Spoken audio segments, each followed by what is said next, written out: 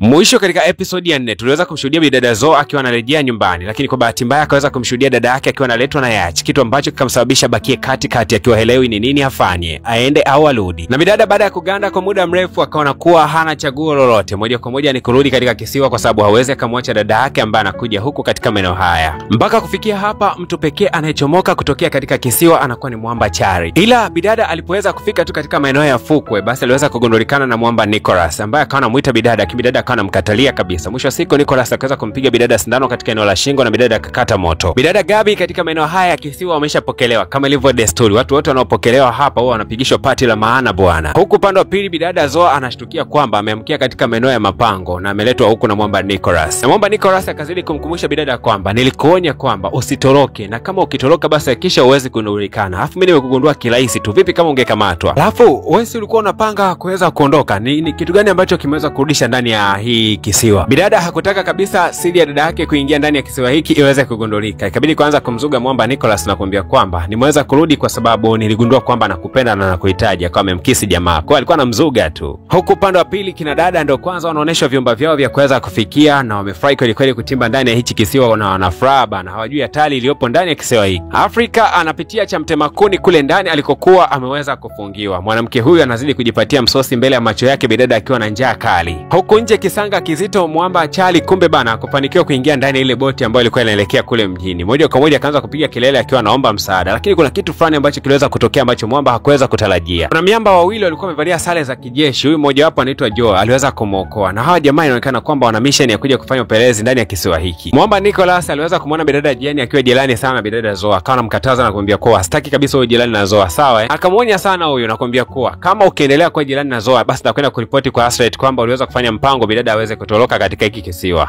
Bidada Zoe akamwomba sana msamaha Jenny na kumwambia kwamba hatakuwa jirani naye tena kwa wakati huu, anahitaji tukubakia ndani ya kisiwa. Lakini sababu kubwa ya bidada Zoe kutaka kubakia ndani ya kisiwa ni kwa sababu ya huyu anayemuona mbele yake ambaye anafahamika kama Gabi ambaye ni dada yake. Ikabidi kumkonyeza kana kwamba wawe kama vile hawajuani. Basi moja kwa moja bidada akawa anamfuata bidada ili asiweze kugundulikana kana kwamba wanajuana wawili hawa. Wakaelekea mpaka upande wa pili wa kisiwa mahali ambako drone huwa hazipiti mara kwa mara, na hapo akaanza kuongea. Bidada alishangaa kumuona dada yake huko, akamwambia kuwa umejileta katika eneo ambao ni jehanamu ya duniani. Huku kuna tisha kuliko kunavyotisha sehemu nyingine yoyote ile. Kiufupi ni kwamba umeingia sehemu ambayo sio nzuri. Rafiki yangu Judy amekufa katika kisiwa hiki na mwili wake umechomwa moto mbele ya macho yetu. Kwa hiyo hapa bana pana zaidi ya maisha ambayo ni ya kishetani kupita kawaida. Akawa amekumbatia dada yake na kumwambia kuwa asimwamini mtu yeyote katika kisiwa hiki. Na baada ya makumbatiano ya muda mrefu, kwa sababu na ndugu hawa wawili wajeza kukutana kwa kipindi kirefu, basi siku ya leo alikuwa amefurahi na kusema kwamba pamoja na kwamba tuko katika sehemu mbaya, lakini nashukuru kwa sababu nimeweza kukuona dada yangu. Na mwingine akasema nashukuru kwa sababu nimeweza kuona mdogo wangu. Bwana, kumbe ndani ya kisiwa hiki hawa kinajua ndio maafande wanaolinda hiki kisiwa. Wakasema kuwa kuna mtu anafahamika kama Luis ameweza kuuliwa, mtu muhimu sana, na inaonekana kwamba miongoni mwenu muuaji yuko hapa hapa. Lakini wote tunakumbuka kwamba mwamba Alvin ndiye aliweza kumuua mwamba Luis kipindi kile anamzuia bidada kuingia katika bahari. Kwa kuwa hakuna aliweza kujitambulisha kwamba ameweza kufanya tukio hilo, basi bidada mmoja hivi anaitwa Dania alikuwa akitembelea mmoja baada ya mwingine. Huyu dada ni mzoefu kweli kweli kutambua muuaji. Ni kweli kabisa, huyu bidada Dani alikuwa na uwezo mkali, akaweza kumchukua Ivan na wenzake kama wawili hivi na alikuwa anapeleka katika sehemu ambayo anakwenda kuuliwa. Lakini huyu mwanamama Dani ana uzoefu mkali sana katika masuala ya kivita na alikuwa anajua kwamba muuaji yuko katikati ya hawa watatu. Akasema kuwa leo tutakwenda kuana kwa mchezo wa kuzungushiana silaha, na silaha hii itakuwa na risasi moja tu. Mtu ambaye atakwenda kumpata hiyo risasi basi ndio muuaji. Akapeleka silaha yake kwa mtu wa kwanza, alikuwa ni mwanamke. Silaha haikuweza kufunguka. Mtu wa pili silaha kuweza kufunguka. Ilipofika zamu ya mwamba mmoja anaitwa Eloy, kabla tu ya kuweza kushambuliwa, mwamba Ivan akaweza kujitokeza na kusema kwamba jamani, hapana, mimi ndio niliweza kufanya mauaji hayo. Kwa hiyo basi Ivan ndiye aliyeweza kufanya tukio hili la mauaji. Akachukuliwa na kupelekwa sehemu yake peke yake na hao wengine wakarudishwa katika maeneo ya makambi. Hasa huyu mwamba kiongozi wa kijeshi siku ya leo alikuwa anataka kumfundisha huyu mwanamama ambaye anafahamika kama Ashlet namna ya kutumia bunduki ya kweli kabisa. Lakini Ashlet akasema kuwa kiongozi wa ulinzi katika masuala haya ya hapa kambini ambapo tunaishi ni bidada anayefahamika kama Brenda, lakini amekufa mzembe sana siku hizi. Na ili niweze kujipima uwezo wangu wa kutumia silaha ya kweli, lazima huyu ndo awe kama chambo, akimbie kule mbele alafu mimi nifyatue risasi. Akifanikiwa kuweza kuikwepa basi itakuwa ndo bahati yake. Bidada akaanza kukimbia na mwisho siku akamlenga katika maeneo ya miguu. Baada ya hapo bidada Ashlet akamfuata Brenda alikuwa akigugumia pale chini, akampiga risasi ya kichwa. Akamuuliza huyu mwalimu wake kwamba je, naweza kutumia risasi ya moto? Mwalimu akasema uko vizuri. Baada ya bidada Brenda kuweza kuuliwa, basi bidada Amo akaweza kupewa ile nafasi ya Brenda. Kumbuka kwamba bidada Amo ndo ana upenzi na ule mwamba anayefahamika kama Alvin. Na wote tunajua kwamba mwamba Alvin ameweza kukamatwa tayari kwa ajili ya kuuliwa kwa sababu ya tukio la kuweza kumshambulia mwamba Luis na kumteketeza. Sasa je, kama kiongozi wa ulinzi ambaye bidada Amo atakwenda kuibadili nafasi ya Brenda, ataweza kutekeleza mauaji ya mwamba Alvin au la? Hasa mwamba Eric tayari afya yake imerejea. Siku ya leo alikuwa akimsalimia huyu mtoto ambaye anafahamika kama Isaac. Kumbe bana ni mtoto wake. Na kulikuwa kuna uvumi kwamba hawa wawili hawawezi kupata watoto. Kumbe wana uwezo na wana mtoto ambaye wamemficha, ila hawataki watu wengine waweze kupata watoto. Kwa hiyo wanajifanya kana kwamba wao uwezo wa kupata watoto hawana. Mwamba alipotoka pale nyumbani kwake moja kwa moja akaelekea huko katika kambi, na alipofika tu akakutana na bidada Astrid na kumwambia kuwa hakuna meli ya ziada ambayo inakuja kuleta watu wengine huko. Lakini bidada akasema kuwa anahitaji watu zaidi na zaidi katika hiki kisiwa. Lakini pia mwamba Eric akazungumzia swala la satellite kuweza kutikisika, akasema kwa nini uliweza kubadilisha mawimbi na frequencies za satellite? Lakini bidada akasema kuwa hapana, alikuwa ni mwanamke mmoja ambaye aliingia katika kile chumba cha operation ndiye aliweza kubadilisha kila kitu. Ni nani huyo aliweza kufanya jambo kama hilo? Bidada akamwambia kuwa ni Africa. Mwamba Eric ni kweli kabisa alizoeana na bidada Africa, lakini kwa kitendo cha kuweza kuactivate antenna, kitu hichi kilimkela sana, kusema kwamba utafia huko katika hiyo cell. Na kumbe bana zile antenna ndo zinatumika kuwasiliana na watu ambao wako katika dunia nyingine, ambapo wako kuandaa kule bustani ya Eden nyingine kabisa. Kwa hiyo kile kitendo cha bidada Africa kuweza kuharibu pale mawasiliano ni kwamba aliharibu mawasiliano ya watu ambao wako katika sayari nyingine ambapo wako kutengeneza bustani ya Eden. Na hawa wanaokusanywa katika hiki kisiwa wana mpango wa kupelekwa katika sayari nyingine kabisa. Bidada akiwa anashangaa hapa ndani, akashangaa kuna mtu mwingine analetwa. Kumbe alikuwa ni mwamba Charlie ambaye alikuwa amekamatwa kule katika bahari pindi anaogelea kuelekea katika yachi ambayo ilikuwa inaondoka, aliweza kukamatwa. Hasa hebu angalia mchezo ambao bidada Amo ameweza kuchezewa. Mwamba Ivan baada ya kukamatwa kule alikuja kurudishwa huku na kuletwa kwa bidada Amo. Kumbuka kwamba Amo ni kiongozi wa ulinzi ambaye amebadili nafasi ya Brenda. Hasa baada ya kula raha zao hapo za kimapenzi, mwisho wa siku bana Ivan akaanza kumwambia bidada Amo kwamba mimi bana ndio niliweza kumuua mwamba Royce. Kwa hiyo walikuja wamenikamata, mwisho wa siku nimekiri ukweli, wameweza kunirudisha. Bidada Amo akagundua kwamba huu ni mtego na wanataka kumpima katika nafasi yake. Je, anaweza kutetea haki yake ya kuwa mkuu wa walinzi? Kwa sababu kama ni mkuu wa walinzi, kwa kitendo cha huyu mwamba kukiri kwamba aliweza kumuua Royce, lazima auliwe. Na kesho yake mapema na alfajiri bidada Amo akaamshwa na kusema kwamba kuna mtu anastahili adhabu ya kifo, kwa anatakiwa apelekwe katika maeneo yale ya bonde la mauti. Moja kwa moja akampeleka huyo mshikaji, na bidada akawa ameandaa sindano yake, lakini akawa anashiguta anatetemeka, anashindwa kabisa kumuua huyo mtu kwa sababu ndio mara yake ya kwanza. Kwa bahati mbaya sana yule mwamba ambaye alitakiwa kuuliwa akaweza kukimbia katika eneo hilo. Hii kitu ni hatari kuliko kawaida. Kwa hiyo bidada Amo ataonekana kwamba hii kazi haiwezi, na mwisho wa siku adhabu ya mtu ambaye hawezi kazi ya mauaji, basi yeye ndo anakufa. Na kama ilivyo desturi ya hiki kisiwa, bidada Gabi akaanza kuulizwa maswali. Je, unaweza kutusimulia mambo yote yanayohusu maisha yako? Bidada Gabi akasema kuwa mimi nina dada yangu, lakini akashindwa kumtaja kabisa huyo dada yake kwa sababu alikuwa anakumbuka kwamba bidada alikuwa amemuonya na kumwambia kwamba asishie taarifa zao. Na basi bwana, baada ya maswali mengi sana kwa bidada Gabi, mwisho wa siku akawa amemkumbatia na kumkaribisha katika eneo hili la kisiwa, na kila mmoja akaanza kumkumbatia mtu aliye jirani yake. Mwamba Nicholas akaenda kumkumbatia bidada Zoa, lakini akawa ameshtukia kwamba hawa wawili walikuwa kitazamana sana, huenda kuna kitu nyuma ya pazia. Na siku ya leo ikatangazwa kuwa ni siku ya kufurahia na kucheza michezo yote ya baharini, na kila mmoja akawa amezama katika maeneo ya bahari na kufurahi kweli kweli yani. Wakati huu mwamba Eric akawa amebeba chakula kwa asili na akawa analeta huku katika maeneo ya magereza ambako bidada Africa alikuwa ameweza kufungwa, lakini mlinzi wa eneo hili anayefahamika kama Joe akawa anamzuia. Mwamba akamshambulia Joe, kisha akaleta chakula huko ndani na kuweza kumkabidhi Eric kuna baadhi ya kibarua fulani hivi alichokuwa amepewa na bidada mmoja hivi kule nje kabisa. Na mwamba Eric akaenda moja kwa moja kwa bidada Africa na kumwambia kwamba kuna kisiwa ambacho tutakuja kukitembelea siku moja, na huko inaaminika kwamba wanaishi Ali. Tunafanyaga mawasiliano nao na waliahidi kwamba watakwenda kutuchukua hapa na UFO zao, sio muda mrefu watakuja hapa na kuja kutuchukua, na moja kwa moja tutakwenda kuishi katika sayari ambayo hakuna binadamu amewahi kuishi, sayari nzuri kuliko zote. Lakini bidada Africa akasema kuwa huenda huu ni mchezo mchafu ambao bidada Ashlet anaweza kucheza, lazima atakuwa na tutriki tu. Lakini mwamba akamwambia kuwa hapana, lazima huenda ndani yake kuna ukweli. Basi bidada Africa akaweza kumkisi mwamba mbele ya macho ya mwamba Charlie. Kumbe bana Eric